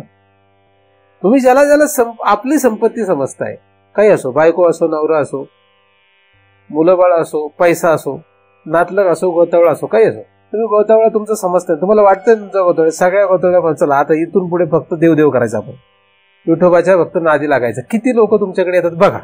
माझ्याकडे तर एकही येत नाही, माझ्याकडे कोणी येत नाही, तुमच्याकडे पण कोणी येणार नाही, त्यामुळे तुम्हाला पत्रिका छापावच लागणार नाही. तुम्ही काही कार्यक्रम ठरवला असतं. आता मी जर काही कार्यक्रम ठरवायचं ठरलं तर मला पत्रिका छापावं लागत नाही का? येतच नाही कोणी. तुम्ही जर तुमची संपत्ती समजताय तर तुमची संपत्ती तुम्हाला वापरता आली पाहिजे, तर ती तुमची संपत्ती आहे, तर तुमचा तो अभिमान योग्य आहे. नाही तुमचा अभिमान योग्य कसा? जर तुम्हाला कळलं की देश हा सर्वश्रेष्ठ आहे, देश हा महत्वाचा आहे, आणि मग तुमची संपत्ती तुम्ही देशासाठी वापरू शकले, तुमचा मुलगा आहे ही तुमची संपत्ती आहे, तुमचा मुलगा जर तुम्ही देशासाठी वापरू शकले तर ते योग्य झालं. नाही तर तुमचा उपयोग काय त्या मुलाचा, तुम्हाला त्या मुलाचा उपयोग काय. हे जसं व्यवहारामध्ये आहे तसं परमार्थामध्ये संपत्ती काय आहे. परमार्थामध्ये सर्वश्रेष्ठ संपत्ती काय आहे. शरीर ही काही संपत्ती सर्वश्रेष्ठ नाही. बायको, पैसा किंवा नातलग, घर, शेती हे काही संपत्ती नाहीये. परमार्थामध्ये सर्वश्रेष्ठ संपत्ती आहे भगवंत, म्हणजे विठोबा. तो हा विठोबा निधान, तो भगवंत जो आहे ती संपत्ती आहे. मग हा भगवंत जो संपत्ती आहे, या भगवंत रूपी संपत्तीकडे जर तुम्हाला जायचं असेल तर तुम्हाला काय करावं लागेल, काहीतरी खर्च करावा लागेल. व्यवहारामध्ये सुद्धा एक संपत्ती मिळवण्यासाठी दुसरी कुठली तरी संपत्ती खर्च करावी लागते, तरच ती संपत्ती मिळते. असं काही नाही की तुम्हाला सगळंच फुकट मिळेल. एक संपत्ती मिळवण्यासाठी दुसरी काहीतरी खर्च करावी लागते, एकाच्या बदल्यात दुसरं काहीतरी आपल्याला संपत्ती मिळत असते. म्हणजे ही संपत्ती खर्च केली, शरीर कष्ट केले तर पैसे मिळतात का नाही. पैसे मिळाले तेव्हा काय खर्च केला तुम्ही, पैसे मिळाले कसे मिळालेले असतात. शारीरिक कष्ट केले तेव्हा पैसे मिळाले, बौद्धिक कष्ट केले तेव्हा पैसे मिळाले. साधारणपणे आपण असं पाहतो ना. म्हणजे संपत्ती एक मिळवायची असेल तर कुठली तरी दुसरी एक संपत्ती खर्च करायला. तसंच भगवंत ही संपत्ती जर आपल्याला मिळवायची असेल तर कुठली तरी संपत्ती वापरायला लागेल आपली. आणि ती संपत्ती वापरायची असेल तर ते वापरण्यासाठी त्याच्यावरचा अभिमान सोडावा लागतो, तेव्हा ती संपत्ती वापरता येते. म्हणजे ती आपल्याला वापरायची असेल तर ते काय करावं लागेल, त्याच्यावरचा अभिमान सोडावा लागतो. त्याच्यावर अभिमान धरून राहिलं तरी सुटत नाही. होत काय होत नाही, ती संपत्ती सुटत नसते. 1 लाख रुपये तुमच्याकडे आहे, 1 लाखावर तुम्ही जर अभिमान धरून बसले तर तुमच्याकडून ते 1 लाखातलं 1 रुपया पण सुटणार नाही. पण त्या लाख रुपयामधल्या समजा तुमच्याकडे 1000 रुपयावर तुमचा जर अहंकार सुटला तर ते 1000 रुपये तुम्ही सहज दान करू शकता. तुम्हाला ते 1000 रुपये दान करायला काही वाटणार नाही, सहज ते तुम्ही दान करू शकता. दान करणं जाऊ देत, व्यवहारामध्ये खर्च करणं सुद्धा तसंच आहे. खर्च करायचा असेल तरी त्यातला अहंकार सुटावा लागतो. काही लोक घराला तळघर निर्माण करून त्याच्यात हांड्यात पुरून ठेवले पैसे, नेलीत लोक. कुठल्या तरी पिढ्यांना नंतर सापडले ते हांडे, त्याच्यामध्ये पैसे सापडले. म्हणजे सुटत नाही, ते काय होत नाही, त्यातला अहंकार अभिमान सुटत नसतो. स्वतःवर खर्च करण्यासाठी सुद्धा नाही सुटत. बऱ्याच लोकांना सांगावं लागतं आता खर्च करा स्वतःवर. काही लोक स्वतःवर सुद्धा खर्च नाही करू शकत. बायका मुलांवर खर्च करणं तर नंतरची गोष्ट आहे. स्वतः करू शकत नाही, बायका मुलासाठी करू शकत नाही, नातलगासाठी करू शकत नाही. म्हणजे व्यवहारात सुद्धा तशीच अडचण आहे. गोळा करून भरपूर ठेवतात, गोळा करून भरपूर ठेवलंय पण स्वतःवर खर्च नाही करत, मुलाबाळावर खर्च करत नाही, घरादारावर खर्च करत नाही, नातलगावर खर्च करत नाही, समाजासाठी खर्च करत नाही, देशासाठी खर्च करत नाही, देवासाठी पण खर्च करत नाही. कशासाठी खर्च करत नाही, पण गोळा करून ठेवलाय. हा अभिमानाचा काय झाला, कळसच झाला, नाही का नाही. हा अभिमानाचा कळस आहे. म्हणजे हा अभिमान जास्त मत आहे त्याच्यामध्ये करत. म्हणून व्यवहारात जरी आधी एखादा खर्च करू शकला संपत्ती तरी चांगला आहे. आणि तुम्ही समाजासाठी काहीतरी खर्च केला तर समाज रूपी संपत्ती तुम्हाला मिळेल. तुम्ही नातलगासाठी काहीतरी खर्च करता तेव्हा नातलग रूपी संपत्ती तुमच्याकडे टिकून राहते, तुम्हाला त्यांच्यामध्ये एक मान राहतो. म्हणजे कशाने तरी काहीतरी मिळणार तुम्हाला. ही संपत्ती खर्च केली की दुसरी कुठली तरी संपत्ती आपल्या ताब्यात येते, आपल्याला मिळते. त्याच्यात अभिमान ठेवला नाही तर ती संपत्ती घातक नाही ठरत. कुठलीही संपत्ती आपल्याकडे आल्यानंतर ती संपत्ती आपल्याला घातक केव्हा असते, जर त्याच्यामध्ये आपला अभिमान राहिला तर ती घातक असते. कुठलीही संपत्ती असो, कुठलीही. तर अशा प्रकारे अभिमान हा शब्द जो आहे त्याचा आपण विचार करीत आहोत. अभिमान हा कुठे कुठे कसा कसा नांदतो आणि तो कसा आपल्याला चांगल्याही कारणासाठी उपयोगाला आणता येतो, कसा वाईटही कारणाला उपयोगाला आणता येतो हे आपण पाहिलं. त्याच्यामधला देह अभिमान हा जो आहे, हा देह अभिमान सुद्धा 2च प्रकारचा आहे. एक म्हणजे तो आपल्या दुःखाला कारण होऊ शकतो किंवा तो आपल्या सुखाला कारण होऊ शकतो. तर देह जो आहे, हा देह सर्वोत्कृष्ट कुठल्या कामाला यावा, तो म्हणजे भगवंताच्या कामाला यावा. भगवंताच्यासाठी हा देह जर आपल्याला कामाला आणता आला तर तो सर्वोत्कृष्ट आहे. फक्त बायको मुलासाठी कामाला आला तर सगळ्यात दरिद्री माणूस आहे. शरीराचा उपयोग फक्त बायको मुलं सांभाळण्यासाठी केला तर तो जगातला दरिद्री वर्गातला जीव आहे, सगळ्यात दरिद्री. किंवा त्याच्यापेक्षा दरिद्री असतात काही, त्यांचा शरीराचा उपयोग कोणालाच होत नाही, ना बायका मुलांना होतो ना कोणालाच होत नाही, त्याचाही त्याला होतो का नाही त्यालाही कळत नाही, असे पण दरिद्री असतात काही. हे त्याच्यापेक्षा भयानकच आहे. काही काहींचा शरीराचा उपयोग बायका मुलांसाठी होतो, काही काहींचा त्याच्यापुढे नातलगांसाठी होतो, त्याच्यापुढे काहींचा समाजासाठी होतो, काहींचा देशासाठी होतो, काहींचा जगभरासाठी होतो. अशा रीतीने काहींचा उपयोग असा वाढत जातो. सर्वोत्कृष्ट आहे ह्या शरीराचा उपयोग भगवंतासाठी होणं. आता भगवंतासाठी खरं त्याचा उपयोग काय करणार, तर भगवत प्राप्तीसाठी त्याचा उपयोग होणं हा आपला विषय आहे. भगवंतासाठी म्हणजे भगवत प्राप्तीसाठी. वास्तविक भगवंताला त्याच्या या शरीराची गरज नाही. म्हणजे भगवंतासाठी यांनी शरीर खर्ची लावणं ही गरज काही देवाची नाही, ती देवाची गरज नाहीये. म्हणजे तुम्ही हाताने टाळ वाजवला तर हे काही देवाला गरज आहे का, किंवा तुम्ही तोंडाने भजन केलं तर ही काही देवाची गरज आहे का, देवाला त्याची गरज नाहीये. ही काहीही देवाला गरज नाही. एखाद्याने पायपीट करून पंढरपूरला जाऊन विठोबाचं दर्शन घेतलं तर हे काही देवाला गरज आहे का, देवाला त्याची गरज नाहीये. म्हणजे ह्याचं हे सगळं शरीराला खर्च करणं हे कशासाठी आहे, खरं तर देवासाठी नाही, पण देवासाठी आहे हा भाव ठेवून जेव्हा तो वारकरी देह खर्ची घालतो तेव्हा त्याला त्याचा सर्वोत्कृष्ट फायदा होतो. म्हणून तोंड जे आहे हे देवाच्या कामासाठी यावं, हात जे आहे ते देवाच्या कामासाठी यावं, पाय जे आहे ते देवाच्या कामासाठी यावं, आपलं सर्व शरीर हे कशासाठी यावं कामाला, देवाच्या कामासाठी यावं. पण देवाला त्याची गरज अजिबात नाहीये. हे जर तुम्ही करू शकले तर देहाभिमान गळतो. मी तुम्हाला साधन सांगतो देहाभिमान गळण्याचं. अधिक अभिमान म्हणजे काय याचा अभ्यास सांगतो. तुम्ही देहाचा उपयोग जेवढा संसारासाठी कराल तेव्हा देहाभिमान वाढत जातो. गणित सोपं आहे एकदम. जेवढा देहाचा उपयोग, देहरूपी संपत्तीचा उपयोग जेवढा संसारासाठी कराल तेवढा देहाभिमान वाढत जाईल. आणि जेवढा देहाचा उपयोग परमार्थासाठी कराल, भगवंतासाठी कराल, तेवढा तुमचा देहाभिमान गळत जाईल. मंदिर बांधणं आणि जर घर बांधणं याच्यामध्ये काय फरक आहे. घर बांधण्याने तुमचा संसाराचा अभिमान वाढत जाईल, देहाभिमान वाढत जाईल आणि तुमचं चक्र वाढत जाईल. मंदिर बांधल्याने काय होईल, लोक म्हणतात काय दोन्ही सारखंच आहे, थोडासा फरक आहे. उलट मंदिरात तर काय दगड ठेवतात फक्त, आणि घरामध्ये चांगली माणसं राहू शकतात. त्यापेक्षा मग मंदिराच्या ऐवजी घर बांधा, चुकीचं नाहीये काही, है ना, असं वाटतं, पण तसं नाही आहे. घर बांधल्याने देहाभिमान वाढतो, संसारातले अनेक अभिमान वाढून त्याचे अनेक दुष्परिणाम वाढतात. आणि मंदिर बांधल्याने त्याचं काय होतं, उलट होतं, देहाभिमान गळत जातो, संसार अभिमान गळीत जातो, संपत्ती जेवढ्या काही त्या सगळ्यांचा अभिमान गळत जातो.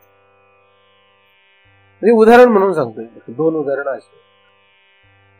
तोंडाने नातलगांची नावं घेत बसला आणि तोंडाने देवाचं नाव घेत बसला तर फरक काय. तोंडाने नातलगाची नावं घेत बसला तर देहाभिमान वाढतो, संसाराभिमान वाढतो. आणि तोंडाने जर देवाचं नाव घेत बसला तर देहाभिमान गळतो. म्हणून 1000 नातेवाईकांची नावं पाठ असतील, तुम्ही जर खरं लिहायला सुरुवात केली, सकाळपासून तुम्ही लिहायला सुरुवात करा, मी सांगतो तुम्हाला नक्कीच 1000 नावं लिहिता येतील. सगळ्यांना तुम्ही लिहायला सुरुवात करा, तुम्हाला 100% किती नावं लिहिता येतील, 1000 नावं तुम्ही लिहू शकाल. ज्यांचे 4000 पत्रिकावाले लोक आहेत ते त्यांचं जमतंय. देशपांडे सारखी 100-200 पत्रिकावाले असतात त्यांना नाही जमणार, त्यांना जरा त्यांची संख्या कमी होईल, है ना. त्यांना 1000च्या ऐवजी 100 लिहिता येतील. पण तुम्हाला किती लिहिता येतील, 1000 नावं तुम्हाला लिहिता येतील. बघा तुम्ही प्रयत्न करून बघा. पण तेच तुम्हाला जर म्हटलं देवाची 1000 नावं लिहा तर तुम्ही 100 तरी लिहू शकता का नाही मला माहित नाही, 108 तरी लिहिता येतील का नाही माहित नाही.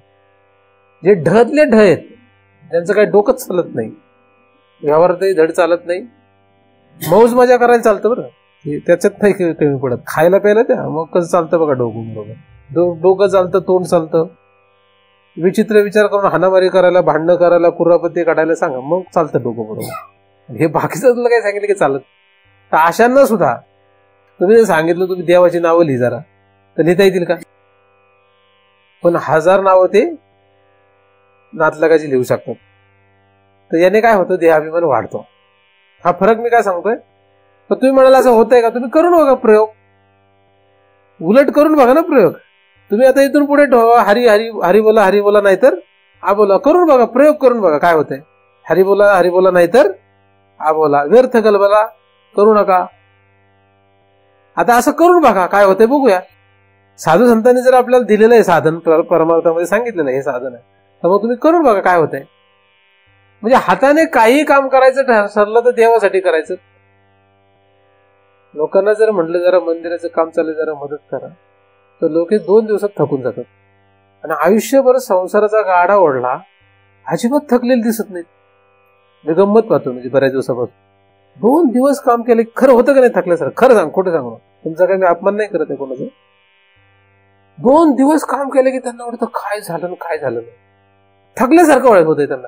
अख्खं आयुष्यभर तुम्ही गाडा वाढलाय, पहाटे 4ला उठलेत, 4ला 3ला कितीला उठले मला माहित नाही, दिवसभर राबलेत, मशीनवर काम केलं, हे केलं ते केलं, रात्री घरी आले तरी बायकोने सांगितले दळण आणा, हे आणा ते आणा, सगळं केलेत कामं, आणि तरी तुम्हाला काही थकल्यासारखं झालं नाही आयुष्यभर.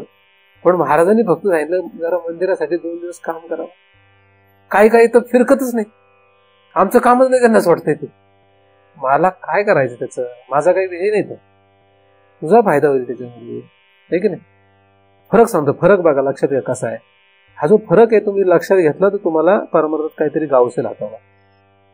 थकायला कधी होत आहे, काहींना तर तिकडचं नाव ऐकून सुद्धा थकायला होत आहे. लय काम होतं, लयच काम पडत. कुठलं काम होतं, लय कुठलं काम आहे? अख्खा गाडा ओढला संसाराचा, तेव्हा तुला काही थकला नाहीस.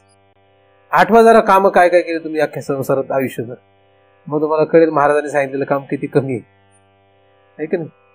वाटेल, लक्षात येईल का नाही, काय येईल का नाही सांगा मला खरं. म्हणजे मंदिर बांधणं हा एक उदाहरण सांगितलं. तुम्ही लगेच नाही तर उद्या सगळे जातील मंदिर बांधून टाकतील, अख्खं गडबड व्हायची. म्हणजे मी विचार करतोय अजून 15 दिवस लागतील तर उद्याच मंदिर तयार होऊन जायचं अख्खं, नाही का. सगळं साफसफाई, सगळं नीटनेटकं तयार व्हायचं, गडबड होऊन जाईल सगळी. शरीर खर्ची घालावं, पण कुठे घालावं याची अक्कल पाहिजे. असं एवढं डोकं लावावं लागतं. देहाभिमान गळण्यासाठी शरीराचं खर्ची कुठं घालावं हे काय करावं लागतं, हे कळावं लागतं. परमार्थ म्हणजे ही काही साधारण व्यवहारासारखी गोष्ट नव्हे. साधू संतांनी अनेक साधनं जी सांगितली त्या प्रत्येक साधनाच्या पाठीमागे काहीतरी हेतू आहे. काय त्याच्या पाठीमागे हेतू आहे. तर शरीर जे आहे हे शरीर काय करावं, भगवंताच्या कामाला आणावं. आणि भगवंताच्या कामाला म्हणजे भगवंताचं काम कुठं सापडायचं आता मोठा प्रश्नच आहे, नाही का. त्यातल्या त्यात आपल्याला जे कळतं, तुम्हाला असं वाटलं पंढरपूरच्या मंदिरात जाऊन झाडून घ्यावं, काही हरकत नाही, ते काम तुम्हाला भगवंत ते करा.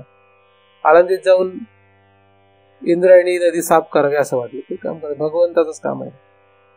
तुम्हाला जे लक्षात येते ते का. पण घरातलं रोज झाडून घेताय, बायकोला आत घालते म्हणून, तर ते काय देवाचं काम नाही बरं. तुम्ही जर बायकोला देव मानत असाल, देवी मानत असाल, तर मग निराळा विषय येतो. म्हणजे घरामध्ये आपण धुणी भांडी करतो, हे काही देवाचं काम नाही बरं, ते तुमचं संसाराचं काम आहे. एवढं कळतंय का नाही, एवढं कळतं का नाही कळतं. म्हणजे आश्रमातली भांडी घासणं झाडून घेणं आणि घरामध्ये भांडी घासणं झाडून घेणं काय फरक आहे का, काही आहे का नाही, काही फरक आहे. मग तुम्हाला सांगायला लागायला पाहिजे का की झाडून घ्या भांडी घासा, हे सांगायला लागायला पाहिजे का. हा, सांगायला नाही लागायला पाहिजे. हे केलं तर बघा काय परिणाम होतोय. परमार्थ ही काही फुकट गोष्ट नाही, याला खर्ची घालावं लागतं. काय सेवा म्हणतात त्याला, दान सेवा, ह्या ज्या गोष्टी आहे परमार्थामध्ये जे सांगण्यात आल्या, शरीर हे खर्ची घालावं लागतं. हे शरीर जे जसं खर्ची घालाल तसं देहाभिमान गळत. तो हा बाकीचा भाग जो आहे तो त्याचा परिणाम मी तुम्हाला सांगतो इथे जो दिलेला आहे, तो आहे देहाभिमान गलिते. देहाभिमान गळायचा असेल तर अशा प्रकारे तुम्ही या शरीराचा उपयोग करू शकता. शरीर हे जे आहे तुमच्या जास्त जवळचं आहे, पोरग तुमच्या जास्त जवळचं नाही बरं. तुम्हाला वाटतंय तुमचा भ्रम आहे. बायको जास्त जवळची नाहीये, नवरा जास्त जवळचा नाही, ते आपल्याला वाटतंय, आपल्याला तसं नसतं खरं. तुम्ही तो भ्रम धरून बसलेला आहे. पैसा, नातलग, बायको, नवरा, मुलं बाळ, समाज, देश, जग हे सगळे दूर आहेत. जवळ कोण आहे? सगळ्यात जवळची संपत्ती काय आपली? शरीर हे सगळ्यात जवळची संपत्ती आपली. ह्याच्या व्यतिरिक्त सगळी संपत्ती आपली दूरची आहे खरी तर. कारण ती आपल्याला वापरता येईल का नाही हा मोठा प्रश्न आहे. पण आपलंच शरीर ज्याला घेऊन आपण फिरतो ते आपल्याला नक्की वापरतो. कशासाठी? तुम्ही ठरवायचं कशासाठी? देहाभिमान गलिते करण्यासाठी, त्या देहाचा अभिमान गाळण्यासाठी सुद्धा ते वापरता येऊ शकतं आणि तो संसाराभिमान वाढवण्यासाठी सुद्धा वापरता येऊ शकतो. तुम्ही कशासाठी वापरावं, तुम्ही कशासाठी वापरताय हे तुम्हाला ठरवावं लागेल. किती वर्ष वापरावं हे तुम्हाला ठरवता येऊ शकतं. तुम्ही आज जरी एखाद्याने विचार केला, सगळ्यांनी नाही, एखाद्याने जरी विचार केला की आता बस आयुष्यभर आपण हे शरीर कशासाठी वापरलंय, संसाराच्या कामासाठी वापरलंय, म्हणजे मुलगा, बायको किंवा नातलग किंवा गोतावळा किंवा इतर काही यांच्यासाठी वापरलं. आता इथून पुढं हे कायमचं आपण शरीर कशासाठी वापरायचं, आश्रमाच्या कामाला वापरायचं. काही हरकत नाही, आपल्याकडे भरपूर मोठी जागा आहे, आपल्याकडे काय अडचण आहे का जागेची? काही अडचण नाही जागेची. ठरवून घ्या. बघा, उद्या कोणी येत असेल तर मी त्याला उद्या घेऊन जातो सोबत. उद्याच त्याला धोतर शर्ट टोपी देऊन टाकू, आहे की नाही? उद्याच संन्यास त्याचा. उद्या चांगला दिवस पण आहे, शनिवार आहे, हनुमानाचा वार आहे, वीरगती प्राप्त होईल. शुक्र उद्या गडबड झाली, मग परवा यावं लागेल. काही हरकत नाही, शुक्रवार देवीचा वार आहे, चांगलाच वार आहे, संतोषी मातेचा आहे, महिषासूर मर्दिनी, आहे की नाही? संसार रूपी महिषासुराचा वध करता येऊ शकतो त्याने. आपल्याला काही कुठलाही दिवस असला संगती लावायला आपल्याला काय अवघड आहे?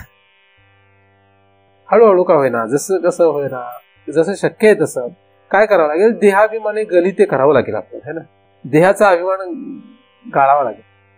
जी संसारामध्ये फारच गुरफटलेली आहे त्यांना पहिल्यांदा व्यवहारामध्ये, संसारामध्येच देहाभिमान गाळण्यासाठी काहीतरी करावं लागतं. तर ज्याचा अभिमान आहे तो पदार्थ आपल्याला गाळत निघावा लागतो. जो पदार्थ आपला आहे असं वाटतं तो आपल्याला अभिमान तयार करणारा असतो. जो पदार्थ माझा वाटतो तोच अभिमान तयार करतो. जो पदार्थ आपला नाही असं आपल्याला लक्षात येतं त्याचा अभिमान तयार होत नाही, अभिमत नाही होत. हे वेदांताचं जास्त चांगलं गणित आहे. पण तिथपर्यंत येणं सगळ्यांना अवघड असतं. ते नुसतं नाही तर काय होतं, वल्गना होतं. मग लोक म्हणतात महाराज माझं काय, म्हणतो काय तुझं काय, काही नाही महाराज, आता काय माझं काय, कशात मी आता वेदांत ऐकला, तुम्ही सांगितलं छान, मला कळलं, आता माझं काहीच नाहीये, माझं काहीच राहिलेलं नाही, मी कशालाच माझं मानत नाही, बायको माझी नाही, संपत्ती माझी नाही, सगळं माझी नाही. दुसऱ्या दिवशी परत चेकबुक वगैरे बघतो कुठे गेलाय, बँकेतला बॅलन्स शोधतो कुठे गेलाय, बायको कुठं घराच्या बाहेर गेली का बघतो. अरे तू तर म्हटलं तर माझं काहीच नाही, जाऊ दे ना, कुठं जायचं तिकडे. बायकोच्या घराच्या बाहेर गेली का घरात आली परत, तुला काय करायचं? तू म्हटलं ना मगाशी, नाही का, तुझं नाही म्हटलं ना. तुझं नाही म्हटल्यानंतर प्रश्न येतो काय, शेजारची जी बायको कुठे गेली हे बघतो का कधी, काळजी करत बसतो का तिची? नाही करत. मग हिची का काळजी करतो जर तुझी नाही असं तू ठरवलंय तर हे वल्गना करण्यात अर्थ नसतो. मग नाही जमत ना ते, तर कमीत कमी असं तरी करावं, काहीतरी करावं लागेल साधन. पण हेही करत नाही, तेही नाही करत, नुसत्या भाष्कळ कल्पना करतो, मग त्याच्या हाताला काही लागत नाही. वेदांत हे फसवशास्त्र आहे. हे काय आहे? फसवशास्त्र आहे. फसव म्हणजे ते तुम्हाला डुबू शकतं आणि तुम्हाला तारू पण शकतं. इथे वल्गनाचा काही उपयोग होत नाही. किती मोठे 100 पुस्तकं जरी लिहिली वेदांताची आणि बायकोला बायकोच म्हणतो, मुलाबाळांमध्ये गुंतून राहतो, तर तो महाराज मुक्त नसतो, तो डुबलेला आहे. तो काय? तो डुबलेला असतो. इथे चालत नाही. त्या भ्रामक कल्पना असतात. तो नक्कीच जर हृदयापासून, जीवापासून त्यांच्या परे असेल, त्यांच्यामध्ये गुंतलेला नसेल, तर तो मुक्त तिथे असला तरी त्यांनी फरक पडत. पण असा अधिकारी महापुरुष सापडणं याज्ञवल्क्य मुनीसारखा फार अवघड असतं, किंवा जनक राजासारखा असा महापुरुष सापडणं फार अवघड होतं. ही काही अशी सहजासहजी सगळ्यांमध्ये नसते, किंवा संत कबीरासारखे सापडणं फार अवघड असतं. ही अशी थोडी लोक असतात, कमी लोक असतात. म्हणून आपल्याला आपल्या अधिकारानुरूप काहीतरी साधन करायला पाहिजे. आपला देहाभिमान गलित करण्यासाठी काहीतरी साधन करावं लागेल. आणि त्यासाठी सोपं साधन काय? ज्याला ज्याला तुम्ही तुमचं समजताय त्याला काय करा? खर्ची लावा देवासाठी. कुठे लावायचं? देवासाठी खर्ची लावा. ज्याला ज्याला तुम्ही तुमचं समजताय, आणि सगळ्यात उत्कृष्ट तुमची काय गोष्ट आहे? शरीर. त्याच्या बाहेरचं तुमचं काय नाहीये, तुमचं कंट्रोलच नाही त्याच्यावर. कशावर? मग तुमचं जर त्याच्यावर कंट्रोल नाही, किंवा तुमचं त्याच्यावर जर आधिपत्य नाहीये, तुम्ही त्याला तुमचं काय समजताय? बरोबर का नाही? जी गोष्ट आपलं ऐकत नाही ती आपलं नसते. सोपं गणित काय? जी गोष्ट आपलं ऐकत नाही ती गोष्ट आपली नसते. तोंड आपलं ऐकतं का? ऐकत नाही. जिलेबी दिसली, पाणीपुरी दिसली, वडापाव दिसला, कचोरी दिसली, समोसा दिसला, असलं काहीतरी दिसलं की आपली जीभ आपली ऐकते का? ऐकत नाही. म्हणजे मग जीभ आपली आहे का? पोरग आपलं ऐकत नाही. मग पोरग आपलं आहे का? बायको आपलं ऐकत नाही. बायको आपली आहे का? हे काहीच आपलं ऐकत नाही. आपलं काय? आपलं काही नाहीये. हे त्यांच्या धर्मानुसार वागताय. डोळे डोळ्याच्या धर्मानुसार पाहण्याचं काम करतात, आपण डोळ्याला आपलं समजतो. हात हाताच्या धर्मानुसार काम करतात, आपण हाताला आपलं समजतो. पोरग पोराच्या प्रमाणे जगतो, आपण त्याला आपलं समजतो. बायको आपल्याप्रमाणे जगते, तिला आपण आपलं समजतो. ती तिच्याप्रमाणे जगतो. नवरा नवऱ्याप्रमाणे जगतो, त्याला आपण आपलं समजतो. हा भ्रम आहे. हे काय भ्रम?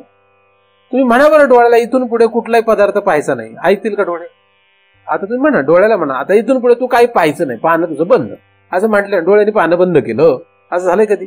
होत नाही. का नाही होत? तुमचा डोळा आहे ना तो.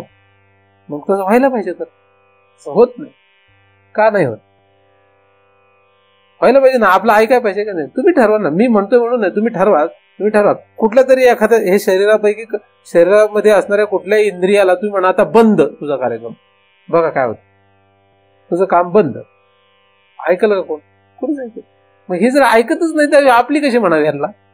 हे आपले नाहीत खरं, हे प्रकृतीचे सगळे. हे प्रकृतीचं हे काय आहे, सगळे संघात आहे. प्रकृतीपासून तयार झालं तर आपला त्याचा काही संबंध नाही. करा ते त्यांच्याप्रमाणे जगतात, आपण त्याला फक्त अधिष्ठान आहोत खरे. पण भ्रम काय निर्माण झाला? भ्रम निर्माण झाला आपणच, आपलंच. अर्थात एवढ्या वेदांताच्या बोधावर येणं फार नंतरचा विषय आहे. ठीक आहे, हा जरा वेदांताचा थोडा सूक्ष्म विषय आहे. आपण तिकडे जाणार आहोत, वेळ जशी आपल्याला प्राप्त होईल त्याप्रमाणे. पण आधी देहाभिमान गलित करायचा असेल तर याच्या बाहेरच्या संपत्तीला काय करा? संपत्ती मधू सांडीचे कुरवंडी करुणी. संपत्ती मधू सांडीचे कुरवंडी करुणी. हे पहिलं संपत्ती मधू घालावं लागतो. आणि या संपत्ती म्हणजे एवढ्या संपत्ती पहिल्या याच्यातून बाहेर पडा. आता तुम्हाला पडायचं नसेल, तुम्हाला ह्याच्यातच गोडवा वाटत असेल, बायका मुलं प्रपंचात गोडवा वाटत असेल, तर त्याला माझ्यासारख्या महाराजांचा उपयोग नाही. तुम्हाला माझा काही उपयोग नाही. अशी जगामध्ये अनेक महाराज आहेत, अशा अनेक जगामध्ये शास्त्र आहे की ज्याच्यामध्ये संसार कसा करावा, संसार कसा चांगला करावा, संसारात कसं पैसे कमावे. तुम्ही वाचता गुरुवारची पोथी वगैरे ते दिलेलं असतं त्याच्यामध्ये. तसलं करा काहीतरी. ह्या विनाकारण ह्या ग्रंथाच्या नादी कशाला लागताय? गुरुवारी नारळ, एक तांब्या, नथ असले उपाय असतात, तुम्ही ते करा. तुम्हाला काय कोणी अडवलेलं आहे का? ह्या ग्रंथाच्या नादी लागू नका. ह्या ग्रंथाच्या नादी लागलं तर विनाकारण आपलं देहाभिमान गलित होऊन जाईल. काहीतरी असं उलट पलट होऊन जायचं ना. भिकारी झाले जगामध्ये की तुमचं उद्धार होईल. जगामध्ये तुम्हाला कोणी विचारलं नाही तर देव विचारेल. जग तुम्हाला विचारतंय तर समजायचं की आपलं काहीतरी चुकतंय. काय होतंय? आपलं कुठेतरी काहीतरी चुकतंय समजून घ्यायचं. देवाने विचारलं आणि अख्ख्या जगाने विचारलं चालेल, आणि कोणी नाही विचारलं तरी चालेल. पण अख्खं जग विचारते पण देव आपल्याला विचारत नाही, तर उपयोग काय? ही भावना ज्याच्याकडे आहे, हा भाव ज्याच्याकडे आहे, त्याला परमार्थामध्ये खरं तर पुढे जाता येईल. मग जगाने विचारो अथवा न विचारो, पण देवाने विचारलं पाहिजे. जगाने विचारो अथवा न विचारो. जग आपल्याला छिथू करो का आपल्याला चांगलं म्हणू, पण देव आपल्याला जवळ करतो का नाही हा महत्वाचा आपला विषय आहे. चराचराला अधिष्ठान असलेला देव ज्याच्यामध्ये आपण वावरतो, त्याच्यापासून आपण परांगमुख आहोत, त्याची आपल्याला कल्पना नाही. तो कुठे आहे, काय आहे, ह्याचा आपल्याला तपास नाही. यासारखी दुर्दैवाची गोष्ट काय? ज्या भगवंताच्या जोरावर हे त्रिलोक चालतं, म्हणजेच ज्या भगवंताच्या जोरावर आपली प्रत्येक क्रिया होते, प्रत्येक विचार होतो, आपलं काहीही त्याच्याशिवाय हालत नाही, ह्या त्रिलोकाचं काही हालत नाही, त्या देवापासून आपण परांगमुख आहे. ह्याच्यासारखी दुर्दैवाची गोष्ट काय? तो आपल्याला माहित नाही, तो आपल्याला लक्षात येत नाही. आणि आपण आपल्या अख्ख्या बायकोला ओळखून उपयोग काय? आपण तिला म्हणतो मी तुला चांगलं ओळखतो, आता मला बायको कळली नीट, पोरं बाळांना मी ओळखतो, ह्याला ओळखतो, त्याला ओळखतो. या सगळ्यांना ओळखून करायचंय काय? तुमचा पोरगा तुमच्या समोर आला आणि तुम्हाला त्याचं नावही लक्षात राहिलं नाही तरी चालेल. तुमच्या पोराला तुम्ही विसरले, तुमच्या बायकोला विसरले तरी चालेल, पण कशाचा विसर पडलेला हटवायला लागेल. देवाचा जो विसर पडला तो हटवता येतोय का ते बघा. परमार्थ करायचा असेल तर काय करायला लागेल? ज्याचा विसर पडला आपल्याला, तो आठवता येतोय का बा. आणि तो आठवायचा असेल तर काय करावं लागेल, यांचा जो आपण आठवण ठेवत बसलो ते पुसा. आणि तुम्ही जरी आठवण ठेवतच बसले तरी यमदूत येईल, तुम्हाला घेऊन जातील, आणि मग मात्र आठवेल का. यम लोकाला गेला मग तिथे जाऊन परत खाली आला आणि 2-4 लोकांना वर घेऊन गेला, असं काही झालंय कधी? असं कधी होत नाही. असं कधी होतं का? आपल्या आवडीची लोक घेऊन गेला पुढं, असं झालंय कधी? बायको फार आवडत होती म्हणून सोबत घेऊन गेला मारताना. दोघं एकत्र जरी मिली तरी सुद्धा तो हा इकडे कुठे जाईल आणि हा कुठे जाईल, ही कुठे जाईल सांगता येत नाही, है ना. मग त्यांचं काय एवढं कौतुक करत बसायचं. पण हे 1 तास महाराज बोलतात तेव्हा बरं वाटतं, छान वाटतं. नंतर घरी गेल्यावर तुम्हाला कळेल काय छान आहे काय वाईट आहे, है ना.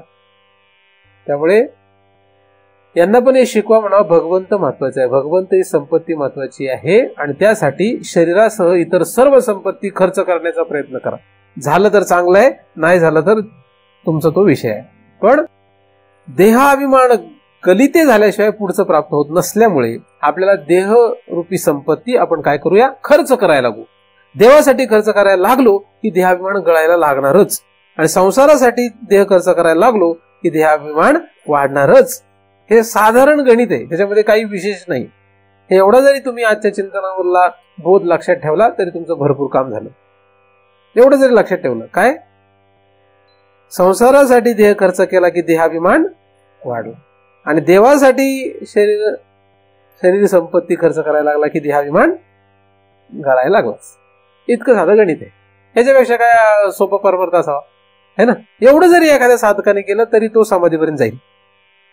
गंमत काय, एवढं जरी करू शकला तरी तो समाधीपर्यंत पोहोचू शकेल. एवढा अधिकार खरं तर भगवंताने आपल्याला दिलेला आहे. तर तो भगवंत आपल्या सर्वांवर कृपा करो. त्या भगवंताने आपण सर्वांना ह्या पहिल्या साधनेचा जास्तीत जास्त कसा योग्य वापर करता येईल यासाठी जे काही साधन लागेल ते साधन द्यावं. त्यांनी त्यासाठी आपल्या सर्वांना मदत करावी अशी त्या भगवंताच्या चरणी प्रार्थना करतो. त्याच्या कृपेनेच निर्माण झालेले चिंतन त्याच्याच चरणी अर्पण करून येथेच पूर्ण राहू.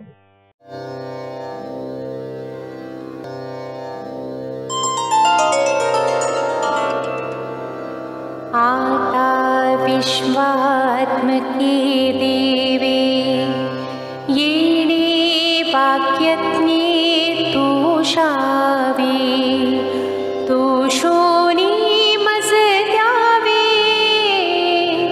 फसाय दान हे जे खळांची व्यंकटी सांडो तया सत्कर्मी रते वाढो भूता परस्परे पडो मैत्र जीवांचे दुरितांचे तिमिर जावो विश्व स्वधर्म सूर्ये पाहो जो जीवांछिल तो ते लाहो प्राणी जात वर्षत सकळ मंगळी ईश्वर निष्ठांची मांदियाळी अनवरत भूमंडळी भेटतो भूता चला कल्पतरूंचे आरव चेतना चिंतामणीचे गाव बोलते जे अर्णव पियुषाची चंद्रमे जे अलांछन मारतंड जे तापहीन ते सर्वाही सदा सज्जन सूयरे होतु किंबहुना सर्वसुखी पूर्ण होनी तिहि लोकी भजिजो आदि पुरुखी अखंडित आणि ग्रंथोपजीवी विशेषी लोकी दृष्टा दृष्ट विजये हुआ विजी येथ मणि श्री विश्वेश्वरावो हा होईल दान पसावो येणे वरे ध्यान देवो सुखिया जा